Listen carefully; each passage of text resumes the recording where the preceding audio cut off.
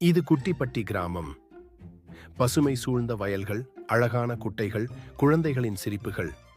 இங்கேதான் நம்ம கதை நடக்கிறது. இந்த கதையின் நாயகன் கண்ணன். நல்ல மனம் கொண்ட, உதவி செய்ய விரும்பும் ஒரு சிறுவன். அவன் எப்போதும் சுற்றுச்சூழலை நேசித்து விலங்குகளுக்கும் பறவைகளுக்கும் உதவி செய்வான்.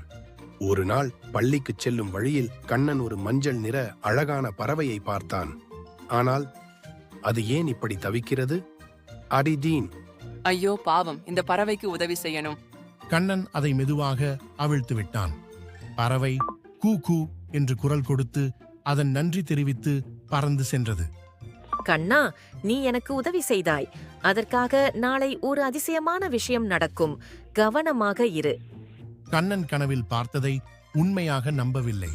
ஆனால் மறுநாள் காலை ஒரு ஆச்சரியமான விஷயம் நடந்தது.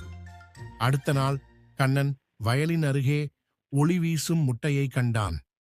என்ன இது, சாதாரண முட்டையா இல்ல? முட்டை மெதுவாக உடைய அதிலிருந்து ஒரு சிறிய அழகான மஞ்சள் பறவை வெளியே வந்தது. கண்ணா, இனி நாம் நண்பர்கள்.